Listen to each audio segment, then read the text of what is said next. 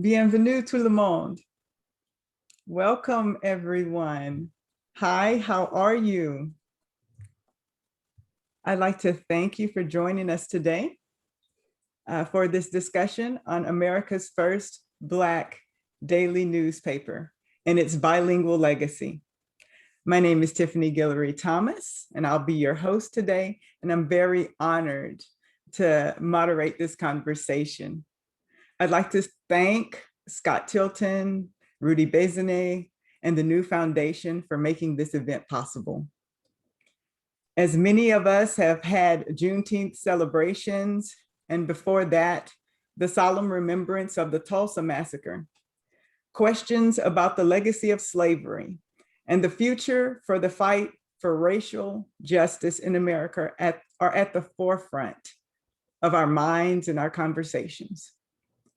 That's why I am elated to be joined today from Minneapolis by Mark Roudané, who will give us insight into this radical bilingual newspaper called the New Orleans Tribune, or in French, La Tribune de la Nouvelle-Orléans, which was founded in the tumult of the 1860s and presented perspectives which were, in our guest's words, new, radical, and audacious. Thank you for joining us, Mark. Merci mille fois, Tiffany. Absolutely. My pleasure. Merci aussi nous, Scott. Je suis très heureux de partager la histoire de deux journaux très importants, la Tribune et la Union. Je suis désolé, je ne parle pas bien le français, alors je dois parler en anglais. Oui. Oh, that's okay. Je prends le français aussi. And Mark, would you mind telling us a little bit about yourself? Sure. I'm a sixth generation New Orleanian, born in the city in 1951. And I was raised until the age of 6 in the what's now called the Holly Grove neighborhood over by Airline Highway, and also in Metairie. My father, Louis Charles Roudane III, was raised on Hope Street in the 7th Ward of New Orleans. And notables in my paternal line include my grandfather, Rudolph, born in New Orleans in 1901. My great-grandfather, Louis Charles Roudane II, was born in New Orleans in 1864. My most famous ancestor, Dr. Roudane, who founded the newspapers, born in St. James Parish in 1823. And on this button, my third great-grandmother, Aimée Potens, who was born enslaved in the French colony of Saint-Domingue in 1791, and made her way eventually to St. James Parish, lived most of her life in New Orleans. Oh, thank you. Yeah, what a rich family history that is. And so you said that Dr. Louis Charles Roudane was the founder of the Tribune. And so how did you first learn exactly who he was and about his work? Well, growing up, I had absolutely no knowledge of my great-great-grandfather. In fact, my entire paternal ancestry was never revealed to me by my parents. It was all kept away from me in my family's effort to maintain its whiteness. And in 2006, just after my father died, a family secret came crashing into my life, and it really changed things.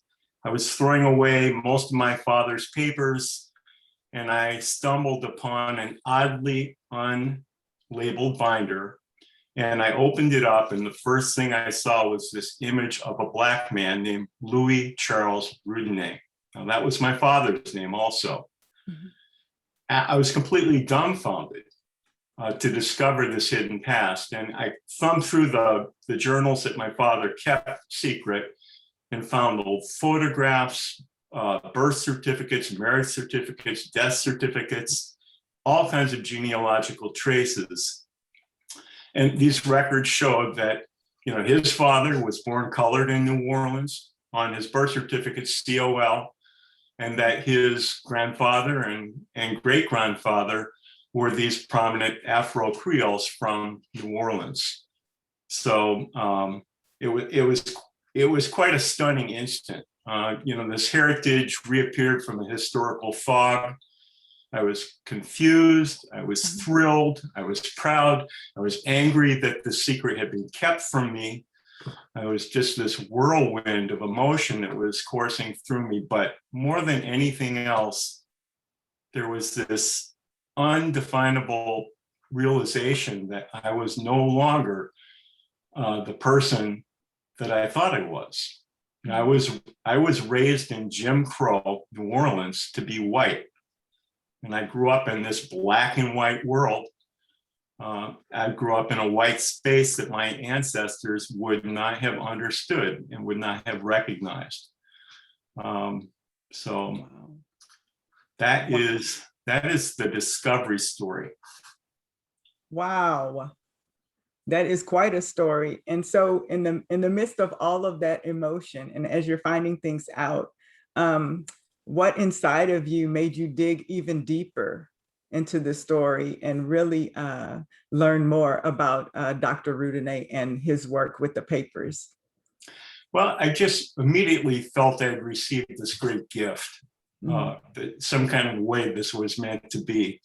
And I knew on the spot, as soon as I thumbed through that binder of material, that I would use what that gift had given me wisely to honor a tremendous legacy. And I didn't know exactly what that legacy was at that point, but I knew it was significant. Mm-hmm. And so I really committed myself to studying, to reading as much as I could about it, and also locating the newspapers themselves. Because unfortunately, Dr. Roudané did not leave a memoir. I don't have diaries to look through. I really don't know what animated him, except for the fact that he left these newspapers for all of us. And those newspapers have been largely hidden from history. Very few people have knowledge of them. Even fewer people have ever read them. So I've spent the last 10 years passionately researching these newspapers. Wow. And so these newspapers, they were launched in the 1860s, right? Correct. And so this was a tumultuous time. And what do you think prompted, from what you found out and what you're able to discover, prompted these people, many of them from New Orleans Creole communities, yes, to actually launch these papers? Well, in 1862, Union forces seized the city of New Orleans. Mm-hmm. And within the enslaved community of New Orleans and within the free community of color, les gens de couleur libre, there was a cautious sense of optimism that the Confederacy is really going to take its knee off of our necks. In fact, they had been defeated. So one of the quotes that I found in La Union was especially inspirational to me. It was from an officer in the Louisiana Native Guard named Arnold Bertineau. Mm-hmm. And he says, and I'm translating from the French and somewhat from memory, we opened our hearts to hope. And it seemed to us that we were given this great gift. So the sense of optimism pervaded the community of color in New Orleans.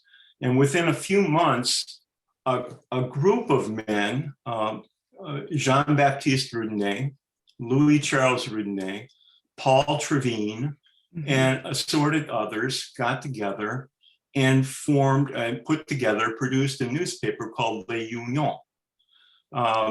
And they immediately, in their first issue, stuck their finger right into the eye of white supremacy. The inaugural edition featured a scathing editorial by editor Paul Tribune against slavery. There was passionate correspondence on the front page from Victor Hugo. The poem L'Ignorance by Henri Louis Rey was featured in, he was a member of the Economy Society, was featured in this inaugural edition. And the newspaper began a campaign. It was primarily read within the free community of color, but they began a campaign for voting rights, for fair and equal treatment in general, and in particular, fair and equal treatment of Black Union Army officers, the men of the Louisiana Native Guard, many of whom were friends and some of whom were members of the inner circle of Les Unions. So that was the initial motivation for the newspaper's start. Wow. And so this newspaper, the La Tribune, this newspaper was a bilingual newspaper, right? Correct. Les Unions was a single sheet, two-sided. Almost every issue was in French. There were a few issues in English. The Tribune began immediately after Les Unions folded. Les Unions folded on July 19th, 1864, and the inaugural edition of the Tribune came out 2 days later, July 21st, 1864. And it was a deliberate effort in its bilingual format to reach a much wider audience. So they wanted to maintain their ties to the old community of gens de couleur libre, but they also wanted to expand their reach into an English-speaking audience. Right, that was one of my questions. Why that change from only French, and then 2 days later, a new paper, and then that paper is bilingual. And then what do you think, what else do you think being a bilingual paper also brought to that paper? Well, in addition to what I mentioned, the fact that they could maintain their ties with their primary constituency, free people of color, publishing the newspaper in French meant that they could also maintain their relationship with the Francophone world. So they had readers in Europe, prominent intellectuals read that newspaper, and they were able to maintain that French connection, which was very important to them. They were very proud of their culture, of their Frenchness, and of their unique position within New Orleans society. And it was important also because they understood the importance of the 1848 French Revolution, and of course, the original 18th century French Revolution. And the 1848 revolution in Paris was one that Tribune founder Dr. Louis Charles Roudane actually participated in. Here was a revolution where slavery was abolished in all of the French world. Here was a revolution which guaranteed participation in civil and political society to all people without distinction of color. So that was an important French connection that ideologically that they wanted to maintain. Right. Oh, so they're bringing those ideas with them, and even as writers, editors, founders. And so there's a French part of the paper and an English part? Correct. If you were holding the paper, it would be 4 pages, and the front page would be in French, La Tribune, and you would open it up, and the second page on your left would still be the backside of the French edition. The third page would be the front page of the English edition, And you turn that over to the final side, and that would be the second page of the English edition. So that was what the format looked like. And just going back to my other point, the fact that it was printed in English meant that that paper could be read throughout Louisiana, throughout the Gulf South. It could be read within the Union Army. It would draw in new English-speaking Protestant Blacks who lived in wherever.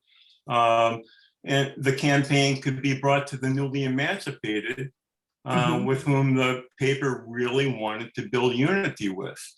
It also meant that copies could be, and they were, distributed throughout the halls of our National Congress, both the Senate and the House of Representatives, where people like Charles Sumner and Thaddeus Stevens and other radical Republicans read it on a regular basis. It meant that Northern newspapers would be able to reprint, and they did reprint news from the Tribune, which really expanded its reach. The men in the Northern abolition movement were reading the newspaper on a regular basis, including Frederick Douglass, who wrote a letter to Jean-Baptiste Roudane just exclaiming how much he loved reading the newspaper. So the Tribune was now able to keep all these English-speaking audiences apprised of the predicament that was facing them in Louisiana, and also for these new audiences to, be able to witness the struggles that they were engaging in as Reconstruction was unfolding. Wow, that's awesome. And so that's the English side, and these two sides aren't translations of each other. And the French side was different. What did it have that would have been different from the English side? Yeah, that's a good question. There are a number of things. You're right. The French side was not a translation of the English, and vice versa. The French side was unique in a number of ways. If I had to generalize, I would say that the French edition, especially in its editorials, concentrated more on matters of history, philosophy, and the arts. And I think the thing that really distinguishes the French edition from the English edition is the fact that they published this absolutely astounding poetry written by free men of color, something that has been just brilliantly documented by Clint Bruce in his book, his new book, Afro-Creole Poetry, a little advertisement here, Afro-Creole Poetry, which is a book that I think anyone interested in the history of the Tribune really has to get their hands on. In addition to the poetry, serialized fiction, La Feuilleton, appeared on a regular basis. And a majority of the quotidian items, such as obituaries, occurred in the French edition as well. There was some overlap. Things like chronique locale, or in the English section, local intelligence, always one of my favorite things to read in the paper, kind of covers the mortuary report from the previous day, and also the police reports. So you can see what's happening in terms of crime in the city. But the newspapers were reaching different audiences, and the English edition concentrated much more on what I would say were the political issues of the day, in particular, the campaign for voting rights. Oh, okay. And so also, do you think there's something in the actual language itself on the French edition that that they were drawing from, the writers, even the poetry and the serials? Is there anything in the French language itself, or is just to stay connected with one another and with the Francophone world? Yeah, I think, I think the motivation was to stay connected, but the news was there. It wasn't like they were avoiding the local news. It just had a different slant on it. A good example I just pulled up in front of me is from an edition I found at the Boston Athenaeum Museum. It's from January 22nd, 1867. I just pulled it up on my screen. And the English editorial in that edition is called Movement for a State Convention. And in that editorial, they're attacking the existing state legislature, which was completely dominated by former Confederates. Mm-hmm. And then in the French edition of that same newspaper, looking at that now, I see the editorial is Les formes sociales, les races, the forms, the different forms, social forms and the races. And in Mm-hmm. that editorial, it looks like they're attacking, the social construct of racial inferiority. Mm-hmm. And I can see that they're drawing on lessons from Europe, looking down the article, Asia and Mm-hmm. Africa, which is kind of typical. They bring in a lot of world history, which doesn't show up as often on the English side. Wow. Now, I understand. Yes. And I also wanted to ask, are there certain excerpts that really stick out in your mind from the paper that are some of your favorites, that are things that you just want to keep going to and keep reading to encourage yourself? It's hard to pick a favorite. It's like trying to pick a favorite poem out of all those beautiful poems. It's almost impossible to do. But in my little book on the Tribune, I feature over 20 very powerful extracts. And if you don't mind, I'll read one. Sure. It's from the March 5th, 1865 edition of La Tribune. And it's entitled Full Justice for All. The defense of the weak against the mighty, of the oppressed against the oppressor, is a noble and holy cause. It is a cause that, in spite of all impediments, obstacles, and intrigues, we are proud of contending for. We ask for justice, full justice for all. For colored soldiers who partake in the perils of our armies on the battlefield, we want equal treatment with the white soldiers. We claim for them a fair chance for promotion, fair board of examination, and admission of colored officers to all positions and ranks according to their merit and valor. For colored laborers, we want entire freedom and self-disposal of themselves. We want that they be as free as white men in contracting for their labor, going from place to place and enjoying the earnings of their toils. For colored ministers, we claim the same respect that is accorded to white clergymen. We want for them the same regard that their white brethren enjoy. We will not rest in our endeavor until we see them side by side with the white members of the gospel and preaching from the same pulpits.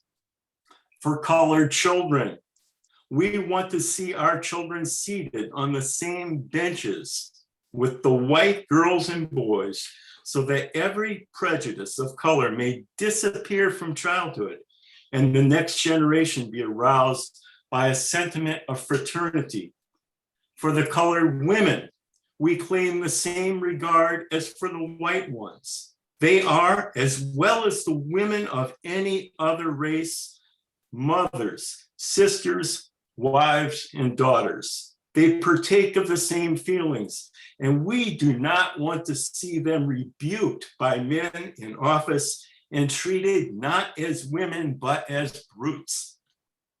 For colored men in general, we claim the right of suffrage and thereby the right of self-taxation and self-government, which is conferred upon the whites. We claim that privilege on the broad principle that they are men and that they are American citizens. These are the principles that we have at any time advocated and defended. We do not care for the obstacles we may find in our way or the enemies we may find against us. The men who oppose such a platform can only be the enemies of our race. Do not say that we are going too fast or going too far. We ask any candid man, is freedom complete? Is the Black in the full enjoyment of all he has a right to obtain? If not, why should we stop in our efforts to have justice done to our race? Wow. That's the full scope there. That's a good one. That's a good one. That's a really good one. That really shows their belief. And it's more radical than I think that people know. Yeah, I mean, they were radical on a number of levels. And I might mention, they self-identified as radical. They took pride in radical with a capital R. And I think they were radical just in using their voice. I mean, it would have been illegal and punishable by, in some cases, even death, to speak out the way they were speaking out just a few years prior. Okay. And it was especially radical in that they walked away from their privilege as free men of color and really strategically worked with all their might to build unity with the newly emancipated. And to that end, they promoted many plans. They devoted a lot of editorial space to the seizure of Confederate plantations and the redistribution of the land and the wealth associated with it to the newly emancipated. And there are other aspects of their platform which were totally radical at the time. They were advocating for complete integration of the public schools, of all public facilities, for voting rights for Black men without any reservation, without any qualifications for education. They were advocating for full and complete citizenship. And that was a radical claim. Wow. Yes, I don't hear that much about these stances of that population, just in the overall narrative about civil rights. Sometimes I think right now we're being so progressive. Right. And when they were advocating for such things as redistributing land in which slaves have worked. And so I really appreciate you bringing those points up. And so with these radical stances and this writing, I remember you mentioning that many times you might not know who actually wrote the story, or sometimes it's hard to find who wrote the story, and people had pseudonyms in the poetry. And there's so how did you so why do you think they've done that? Well, you know, I have a theory, but first of all, you're right. There were no bylines that were published in the paper. Some of the poems were, the authors were associated with some of the poems, most of the poems, I believe. Some use pseudonyms, but the editorials, we don't know who wrote them. I think the majority of them throughout the Tribune era were written by Jean Houzeau, the principal editor. Before November of 1864, they would have been written by Paul Tribune. I know for a fact that Dr. Roudané wrote for the paper because I've seen some of his essays, which are kept by my French cousins in Paris, which do appear in the newspaper. And they had a number of writers who contributed, but we just don't know. We just don't know exactly who wrote which articles. Okay, okay, I understand. And so as the Tribune goes on, there are some internal debates that happen. Would you mind describing any of those? What were the divisions that kind of opened up as the paper went on? Well, they're not apparent within the paper itself, but we have the benefit of the memoir written by Jean Roudane, and it's in this book. It's my passage at the New Orleans Tribune, mm-hmm. and it's edited by David Rankin. And in that book, we learned that Roudane and Roudane basically saw eye to eye on almost everything. They had a huge admiration for each other. They were both staunchly radical advocates for change. So we don't have this conservative, liberal kind of dichotomy or schism within the paper going on. But things changed when the Republican Party of Louisiana took a direction that Dr. Roudané disagreed with. There was a constitutional convention that was mandated as part of the Reconstruction Plan, which occurred in late 1867. And there was a struggle within the Republican Party also for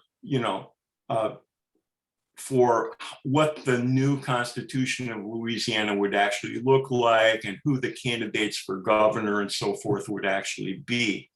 And once the Constitution was written, and by the way, the Constitution largely reflected the Tribune's platform, so it was a tremendous victory for the newspaper. The Tribune came out in support of a former free man of color who was an officer in the Louisiana Native Guard. His name was Francis Dumas. They came out in support of him for the party's nomination for governor.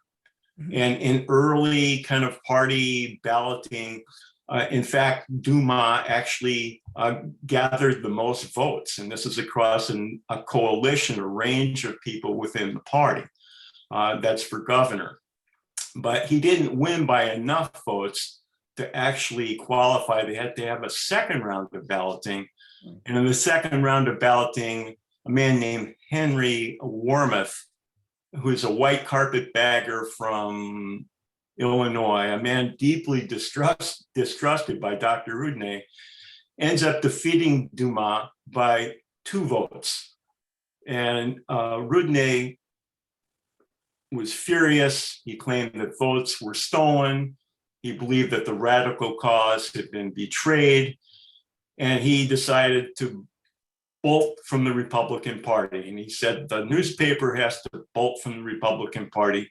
We're going to slate our own independent candidates for governor. The editor, Rousseau, thought the move was a big strategic mistake, and he decided to leave the Tribune. And indeed, Rousseau was right in many ways. The repudiation of the Republican Party left the paper with little broader support. Politically, it resulted in big financial losses. And as a result, the paper largely ceased publication by about April of 1868. It did reoccur in limited ways for another year or so. But it turns out that even though Warmoth gets the nomination and goes on to win the governorship, that in many ways Roudané was correct.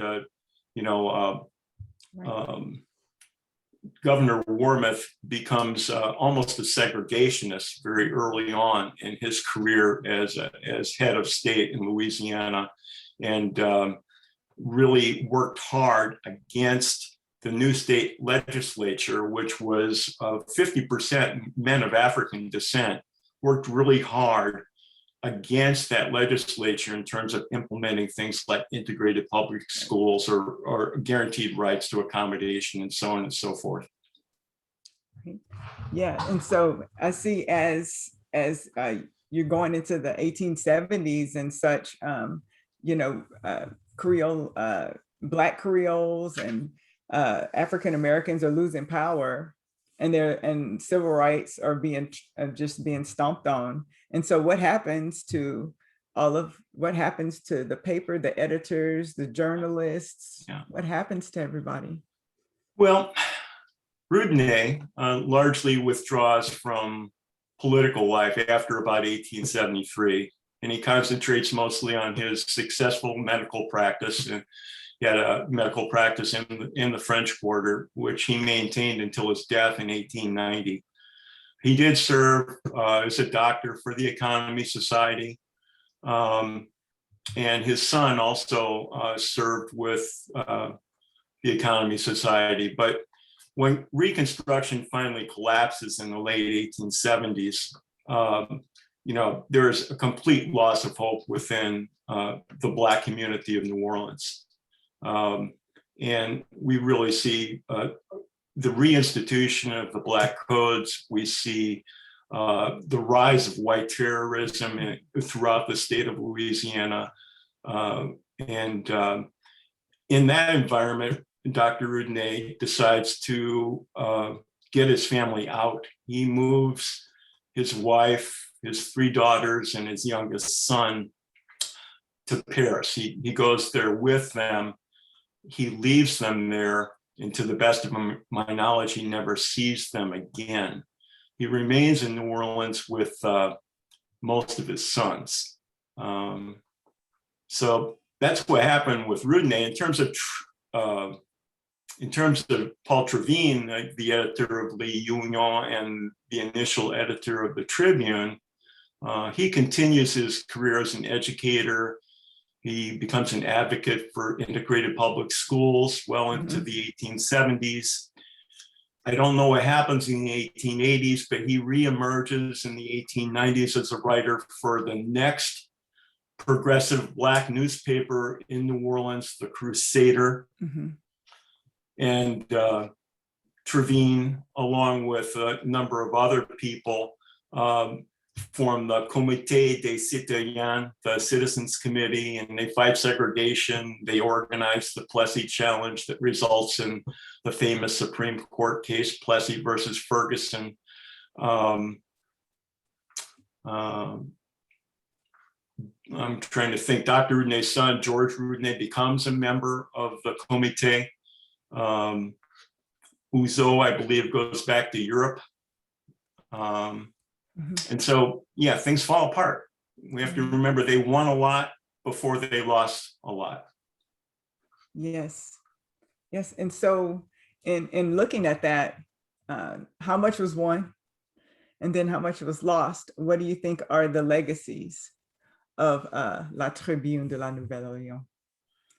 Well, I think, you know, having read these newspapers, I've read every issue that has survived, and I've reread them, and I've actually transcribed most of them.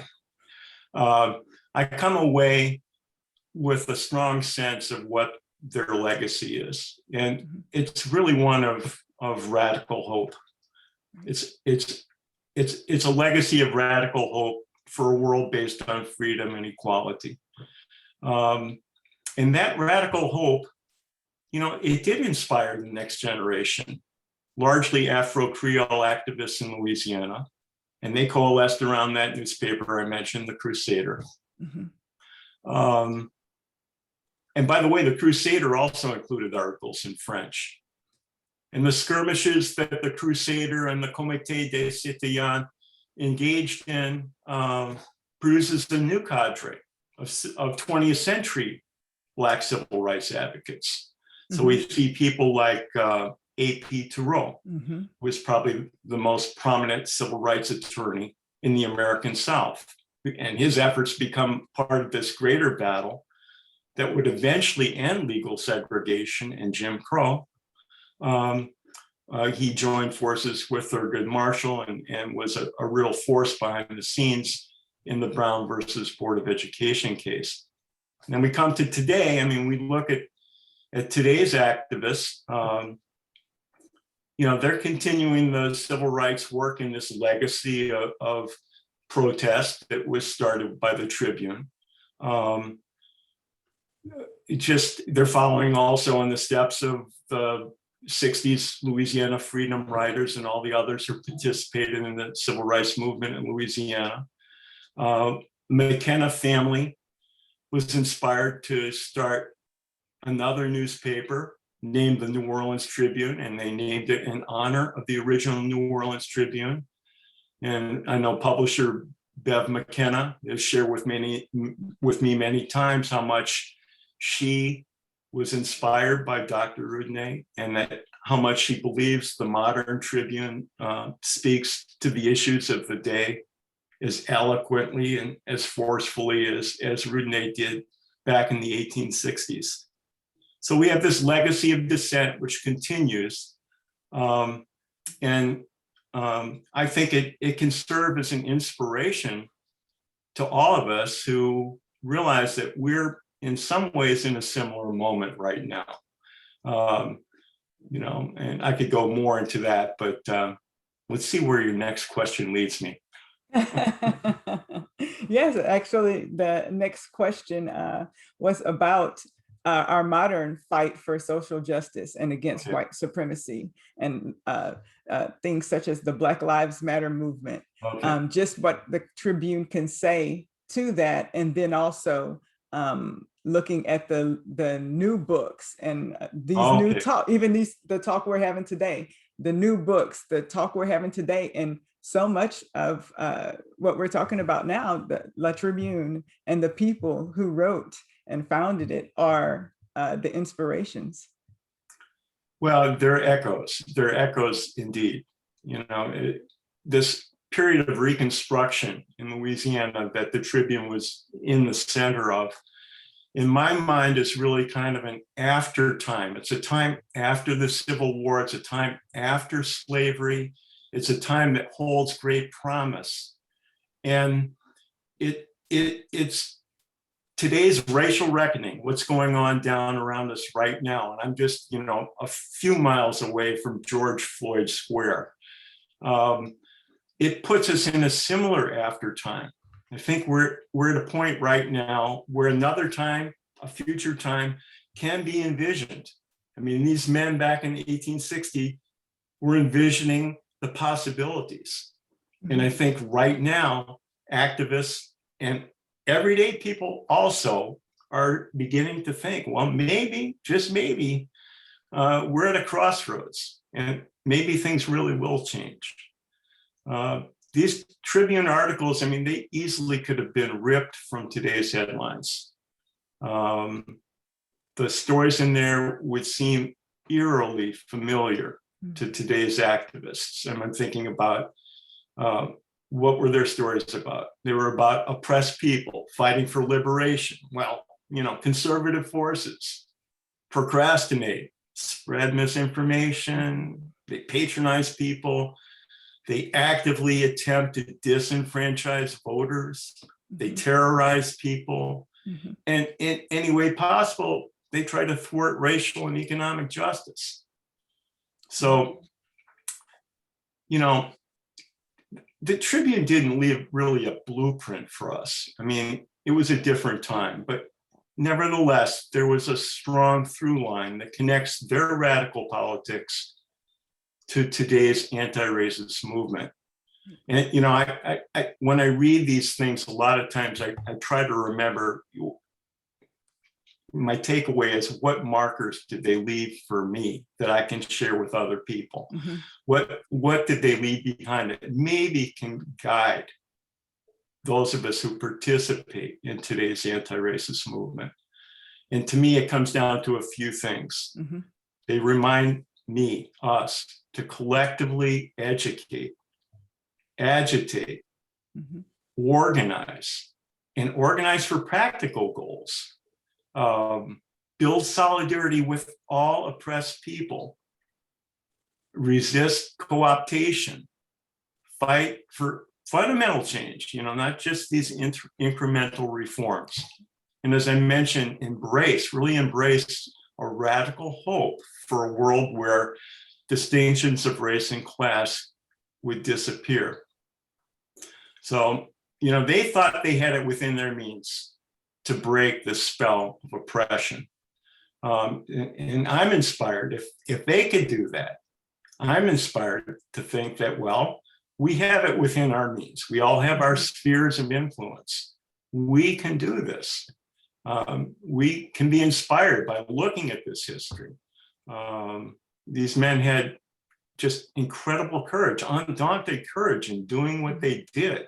And if they could do that and they could endure and make a difference,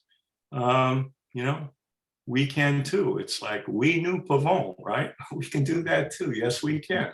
Yes, we can. Yes. And you asked a question about books also, I think.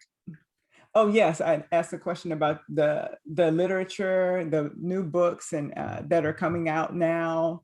And okay. Yeah. Okay.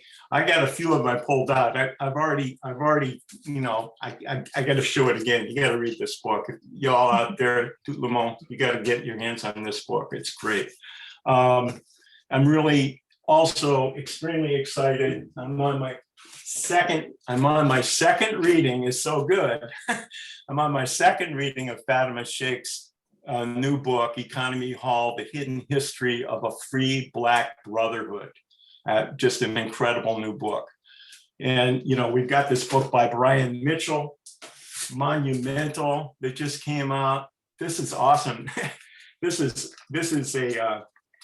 like a zine. This is history that, is just incredibly done. It's different than anything I've ever seen before. I'm trying to think of some others. Daniel Brooke did a color book recently about the Tribune era. It's not about the Tribune per se, and we've got other recent books that have just been pouring out of the presses about this era. Angel Parham, I'm thinking Shirley Thompson, Melissa Daggett had a great book out a couple of years ago. And we've got these older works that we don't want to forget about, Stephen Oakes, about Andre Caillou, some classics by Charles Vincent and John Blassingame on Black Reconstruction. Karen Calce Bell's book is probably my most fun book, right behind me, on the Afro Creole protest tradition. So yeah, I'm just thrilled to see all this stuff coming out, because it really has been an underrepresented history. In a lot of ways, I think Louisiana gets overlooked. Yeah. And a lot of us are doing, Tiffany, I know you're doing everything you can. I'm doing this, these authors, many people, organizations are doing everything they can to get Louisiana back on the map. Yeah. Oh, with that, we'll definitely thank you, Mark. And we'll move into the Q&A. We have some questions there. Okay. Sure. And we've been looking at the legacy, and I'm going to pull up this question here. Okay. A question from Joseph Dunn. Hey, Joseph. Hi there, Joseph. Having grown up in Jim Crow, New Orleans, with this family history purposely hidden, can Mr. Roudané talk about his path to reconciling these conflicting philosophies when he discovered the role of his ancestor in the radical fight for civil rights? Yes. Thanks for that question, Mr. Dunn. Yes, this history was purposely kept from me. In fact, my father, who was named after this famous radical Afro-Creole journalist, even had his name changed. He dropped the Z and just put the acute accent mark over the E instead. But my father was almost a textbook Jim Crow white racist. And I grew up in a racist household without any knowledge of the fact that the history that I've just talked about is my family history too. And it makes me extremely angry that this history was kept from me because it explains so much about my family.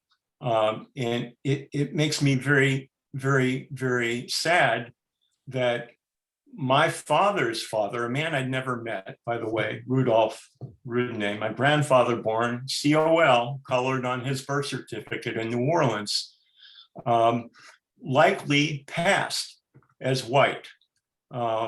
He moved to Los Angeles, and then he moved all over the place. He abandoned my father and my grandmother, but you know, I'm just extraordinarily sad that this happened. And I try to understand also the historical roots of it and the total loss of hope that happened within my family when Reconstruction failed, and what strategies my family may have taken advantage of because they could, because they were light-skinned. Or they had the money to be able to move family members to Paris to get out of Louisiana. So I'm very aware of the fact that my family's history was deliberately kept from me. It's not an uncommon story in New Orleans. There are many people who don't know of their Creole of color ancestry. And I just wish more people would be able to learn about it, but also open and willing to embrace their ancestry. It really is transformative. If you open your hearts, if we open our hearts to our ancestors, we feel connected to forces much greater than our individual selves. And in this case, to historical forces, which have taught me that it's very important to keep in the fight. That's the important part, to stay in the fight, continue to fight on. I'd also like to ask Scott, do we have any other questions? Hello. Hi there. Yes, we do. So we have several questions that have been asked. So a couple of them that came up. One was a question about the circulation of we kind of addressed that earlier, that Frederick Douglass and a bunch of different individuals notable for the civil rights cause were reading it. But how widely was it circulated in South Louisiana? According to the newspaper, its peak circulation was about 3,000 issues a day. 3,000 copies a day. I do know that they circulated the newspaper. They sent the newspaper on a regular basis to every single member of the United States Congress. So it was read there. Northern newspapers either subscribed or they followed the Tribune on the wire services of the Associated Press. And that, by the way, was a big technological breakthrough of the era, and also a big step forward for the Tribune. They finally were able to finance a license with the Associated Press and get a wire connected, a telegraph wire connected to their office. I have a picture of that wire connection somewhere. And as a result, they were able to send their editorials to the northern newspapers, and they would be reprinted there. They were also able to take articles from northern newspapers and include them in their news. Wow. Also, okay, I have a question here from Rudy Bezanet. Okay, hi Rudy. What was the relationship between, let's see, La Belle de la Nouvelle-Orléans and La Tribune? Were they oppositional or sometimes found common causes? I don't know their relationship. It's an interesting question because I do know for a fact that the Tribune took great glee in arguing with papers like the Daily Delta or the the New Orleans Times. But having read every single issue, I don't recall anything that they ever mentioned about the bee. So I don't know what their position was with respect to that newspaper. Thank you. I'm trying to see. That's the only two I have here. Scott, do you have any other questions on that side? Yes, there's also one more question, just asking about whether if you thought this was the first Black daily newspaper on the planet, or just in the American context, about whether if you know about other kind of newspapers that are being circulated. Oh, that's a good question. I'm sorry, I don't know. I do know I can give a little journalistic history very briefly, but not on an international scale. In the United States, the first Black newspaper was Freedom's Journal. It was published in 1827 out of New York, and that was not a daily. Before the Tribune, there were about 25 or so, I don't know the exact number, Black newspapers. None of them were daily. They were almost all situated in the Northeast. Many appeared very sporadically. Some only lasted a week or two. So the thing we have to remember also is that within the South itself, even the idea of having a Black newspaper was unthinkable. So when you get La Union publishing, it's like, my goodness, shockwaves. And then the Tribune, not only publishing in Louisiana, but having this international reach was something else. Thank you. Let's see. And also, how did the local residents get the paper?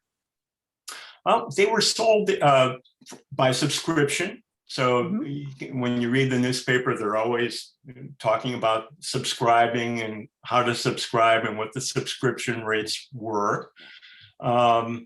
And then they were sold, they advertised, they were sold at Simon's bookstore and various tobacco stores and news outlets. Basically, they were in the stores, but not obviously all the stores. They had a few that they advertised. So people would also sometimes stop in at the office and just get a copy of the Tribune. And sometimes people would just go to the Tribune office and read the newspaper and not buy one. That's something that happened a lot also. And Mark, do you have any other comments just to wrap up today? Well, for us to think about? Yeah, I think my main comment is how much I miss New Orleans. It's been hard. I have spent a great deal of time in my home city, and just in the last 18 months, not being able to be down there has been heartbreaking. So I know that's kind of out of context of everything else I've been talking about, but I just want to let all of y'all know who are down in Louisiana how much I miss you, and to also let you know that I will continue to be speaking. I speak frequently, and just there will be some information on ways you can follow what I'm doing that I think Scott is going to get out to people. I don't know if it's in the chat or whatever, but I encourage people to read those books that I mentioned, and to follow what I'm doing, especially on social media. I think one of the really quick and easy ways to get an understanding of what was embodied in the newspapers is to read posts that happen on my Facebook page, not my personal page, but my history page, because I feature extracts from the paper all the time. And many of them have never been seen before. Yeah, stay with me. Yes, we will follow you for sure. Roudane history. We surely will. And I'd like to thank you. We'll stay for a little bit, but everyone, we're actually wrapping up Okay. right now. So if you want to go, we would like to thank you so much for joining us today. And hopefully you're taking something with you to inspire you. And I know I am. And but also if you'd like to stay for a bit and you have any more questions, you're free to do that as well. Thank you again. Merci beaucoup. Et bonne journée tout le monde.